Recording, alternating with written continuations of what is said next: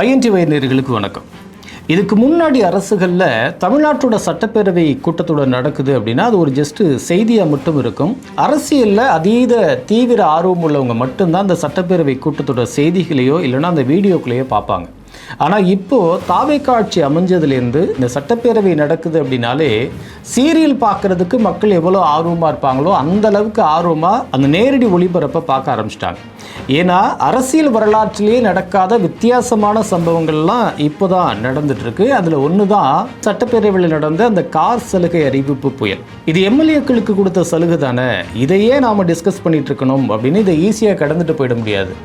இதை பற்றி நம்ம பேசியே ஆகணும். ஏன்னா இது நேரடியாக மக்களோட வரிப்பணத்தை சுற்றி வீசுகிற ஒரு புயல். ஒருவேளை இதோட ஆரம்ப புள்ளி தெரியாதவங்களுக்காக நான் ஆரம்பத்துலேருந்து வரேன். விசிக சட்டமன்ற உறுப்பினர் ஜோதிமணி பேரவையில் ஒரு கோரிக்கை வைக்கிறார். நான் ஒரு 250 கிலோமீட்டர் தூரத்துலேருந்து வரேன், சொந்தமாக எங்கிட்ட கார் வசதி கூட இல்லை, வாடகை காரை நம்பி தான் வர வேண்டியிருக்கு, அதனால எம்எல்ஏக்களுக்கு ஒரு காரோ சம்பளம் கொடுத்து ஆளெல்லாம் வச்சுக்க முடியல, அதனால ஒரு உதவியாளரும் அரசாங்கம் சார்பில் கொடுக்கணும் அப்படின்னு கேட்குறாரு. அந்த சட்டமன்ற உறுப்பினர்களுக்கு உதவி செய்கின்ற வகையில் நீங்கள் அவங்களுக்கு வாகன வசதி மற்றதை செஞ்சு கொடுக்கணும். காலணி அணியாத எம்எல்ஏ கூட இருக்காங்க. இங்கே காலணி அணிய முடியாத அளவுக்கு வசதி வாய்ந்த எம்எல்ஏ இங்கே இருக்காங்க. அப்படி இருக்க ஒரு சூழலில் லஞ்ச லாவண்யம் இல்லாத அரசு அமையணும்னா நம்மளுடைய உறுப்பினர்களை நலமுடன் வைத்துக்கொள்ள வேண்டியது தங்களுடைய முன்னான அன்போடு கேட்டுக்கொள்கிறேன். நன்றி, வணக்கம். உடனே முதல்வர் விஜயும் இந்த கோரிக்கையை ஏற்றுக்கிட்டு அனைத்து சட்டமன்ற உறுப்பினர்களுக்கும் அரசு சார்பில் கார் வசதி செய்து தரப்படும், அதோட காரை பராமரிக்கிறதுக்காக மாதம் 75,000 ரூபாயும் உதவியாளருக்கு 25,000 ரூபாயும் வழங்கப்படும்னு டக்குன்னு ஒரு அறிவிப்பை வெளியிடுறார். பொருளாதார பலம் இல்லாமல் சட்டமன்ற உறுப்பினர்களாக பணியாற்றும் மற்றும் முதலாக சட்டமன்ற உறுப்பினர்களாக தேர்வு செய்யப்பட்ட உறுப்பினர்கள் தங்களது மக்கள் பணியை தோய்வின்றி தொடர்வதற்கும் அவர்கள் தங்களின் தொகுதி பணிகளை திறம்பட மேற்கொள்வதற்கு வசதியாக அனைத்து சட்டமன்ற உறுப்பினர்களுக்கும் அரசு சார்பில் வாகனம் வழங்கப்படும் என்பதை மகிழ்ச்சியோடு தெரிவித்துக் கொள்கிறேன். அறிவிப்பு வந்த சூட்டோட இன்னொரு பக்கம் தலைமை செயலகத்தில் டெஸ்ட் டிரைவுக்காக மஹிந்திரா நிறுவனத்தோட XUV 7XO 3XO Scorpio N classic Bolero நியோன்னு பல கார்கள் வரிசையில் வந்து நிற்கிது. ஒரு காருக்கு பட்ஜெட் அதிகபட்சம் 30 லட்சம் ரூபாய் அப்படின்னு சொல்கிறாங்க. ஆனால் அதுக்கு வாய்ப்புகள் மிக குறைவுன்னு நினைக்கிறேன். பட் கேட்குறதுக்கு நல்ல விஷயமாக தான் இருக்குது. ஆனால் இதுக்கு பின்னாடி நடந்த விஷயங்கள் தான் அதிர்ச்சியாக இருக்குது. ஏன்னா கார் வசதி கேட்ட அந்த எம்எல்ஏக்களோட தேர்தல் பிரமாண பத்திரங்களை எடுத்து பார்த்தா சில சுவாரஸ்யமான தகவல்கள் வெளியில் வருது. எங்கிட்ட காரே இல்லை அப்படின்னு சொன்ன சபரி ஐங்கரன் எம்எல்ஏ தன்னோட வேட்புமனு அறிக்கையில் டாடா டிகர் காரும் 2 பைக்குகளும் பேங்கில் 30 லட்சம் ரூபாய் இருப்பும் இருக்கிறதா அவரே சொல்லியிருக்கார். சரி, கோரிக்கை வச்ச ஜோதிமணி எம்எல்ஏ கிட்ட ஒரு வேளை கார் இல்லை போல, அதான் அவர் இவ்வளோ தைரியமாக சட்டப்பேரவையிலே கேட்குறாரு அப்படின்னு பார்த்தா அவர்கிட்ட டொயோட்டா எட்டியோஸ் கார் இருக்குது.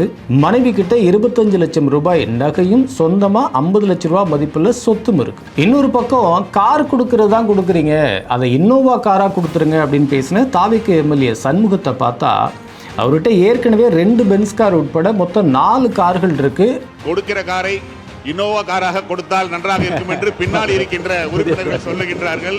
ஏற்கனவே சொந்தமாக கார் வச்சிருக்கிறவங்க சட்டப்பேரவையில் கார் இல்லைன்னு சொல்லி அரசு சலுகைகளை கேட்குறதும் அதுக்கு உடனடியாக முதல்வர் தரப்புலேருந்து இவ்வளவு இம்மீடியட்டாக அந்த சலுகைகளை அவர்கள் எதிர்பார்த்ததை விட இன்னும் அதிகமாக செஞ்சு கொடுத்தது ஏற்புடையதா அப்படிங்கிற கேள்வி தான் இப்போ அனைவரும் எழுப்புகிற கேள்வியாக இருக்குது.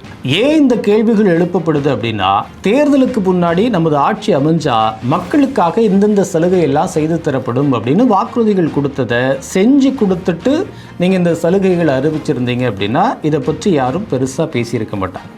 எல்லா வாக்குறுதியும் நிறைவேற்றணும் அப்படின்லாம் அவசியம் இல்லை. கொடுத்த வாக்குறுதிகளில் முதன்மையான மக்கள் ஆர்வமாக காத்திருக்கிற அந்த மாதம் 2,500 ரூபாய் உரிமை தொகை, 6 சிலிண்டரு, தமிழ்நாடு முழுக்க பெண்களுக்கு அரசு பேருந்தில் இலவச பயணம், வேலையற்ற பட்டதாரிகளுக்கு மாதம் 4,000, டிப்ளமா முடித்தவங்களுக்கு 2,500 ரூபாய் உதவித்தொகை. இந்த 4 திட்டத்துக்கு நிதி ஒதுக்கி இருந்தால் கூட இந்த சர்ச்சை எழுந்திருக்கிறதுக்கு வாய்ப்பே இல்லை. ஆனால் இதில் ஒன்றுக்கு கூட எந்த அறிவிப்புமே வராத நிலையில் இதுக்கு ஏன் இவ்வளவு முக்கியத்துவம்? அப்போ உங்களுக்கு மக்கள் தேவையை விட உங்களோட அமைச்சர்கள் மற்றும் எம்எல்ஏக்களோட தேவை தான் முக்கியமாக படுதா அப்படின்னு மக்கள் தரப்பில் கேள்விகள் எழுப்பப்படுது. அதனால தான் இது இப்போது விவாதமாகிட்டு வருது. உடனே ஒரு கேள்வி எழுப்பலாம், ஏன் 200 யூனிட் மின்சாரம் ஃப்ரீயாக கொடுக்கலையா, விவசாய கடன்கள் தள்ளுபடி பண்ணலையா அப்படின்னு. 200 யூனிட் மின்சாரம் இலவசமாக கொடுத்ததுனால நான் பயனடைஞ்சிருக்கேன் அப்படின்னு கடந்த 3 மாதத்தில் ஆளும் கட்சி தரப்புலேருந்து கூட யாரும் பெருசாக சொன்ன மாதிரி தெரியல. அதுக்கு பதிலாக 3 மடங்கு 4 மடங்கு அதிகமாக பில் வந்திருக்கிறதா சொல்லி ஆதாரங்களோட குற்றச்சாட்டுகளை தான் நம்மளால் பார்க்க முடிஞ்சு.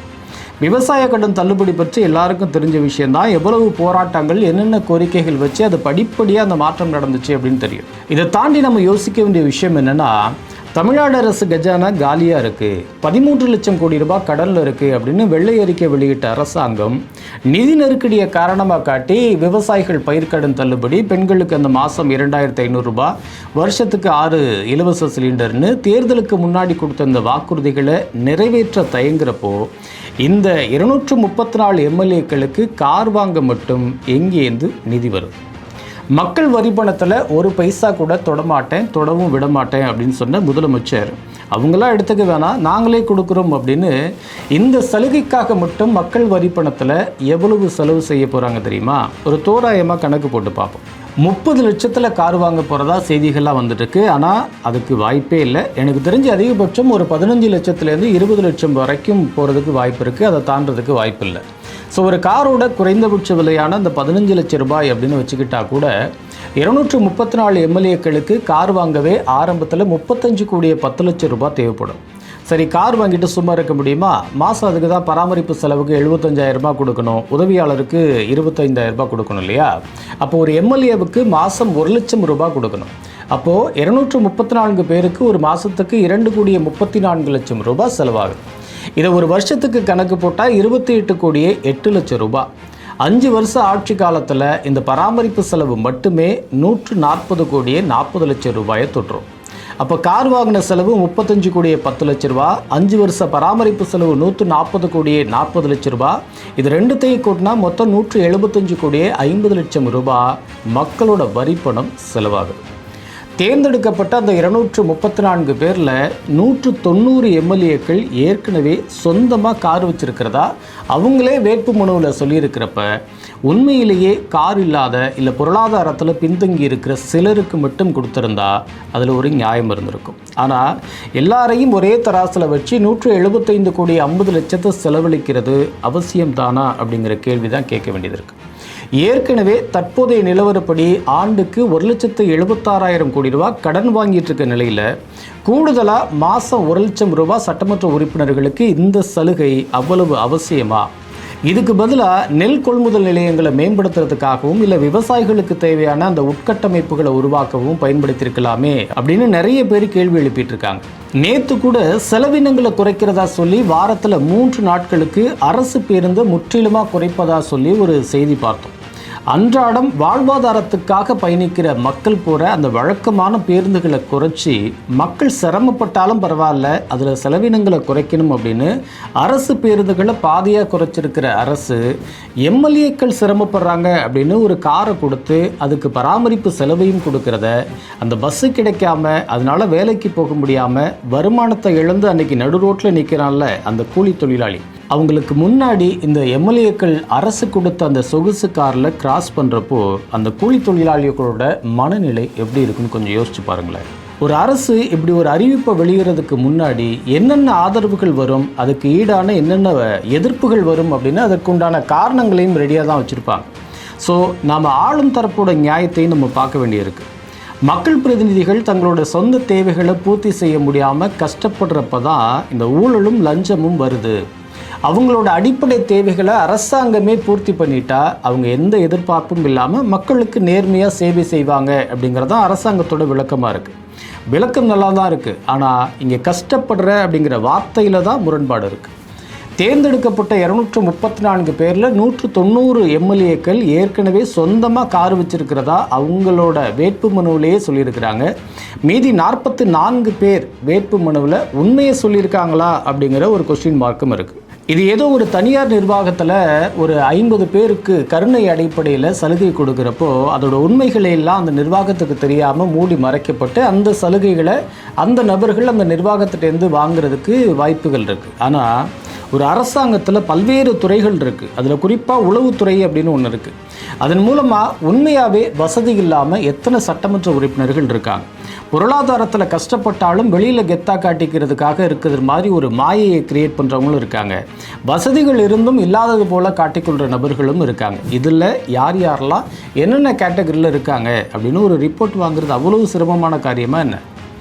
அப்படி உண்மையாகவே பொருளாதாரத்தில் சிரமப்படுற நபர்களை தேர்ந்தெடுத்து வேறு ஒரு விதியின் கீழே சிறப்பு சலுகை அப்படி இல்லைன்னா கட்சி நிதி சார்ந்து இல்லைன்னா வேறு வகையில் ஏதாவது ஒன்று அடிப்படையில் தகுதியானவர்களுக்கு மட்டும் கொடுக்கப்பட்டிருந்தா மக்களோட இந்த வரிப்பணம் இந்த 5 வருஷத்தில் 175 கோடி ரூபாய் செலவிட வேண்டிய அவசியம் இருக்காதே அப்படிங்கிறதா இன்றைக்கி அனைவரும் முன்வைக்கிற கேள்வியாக இருக்குது.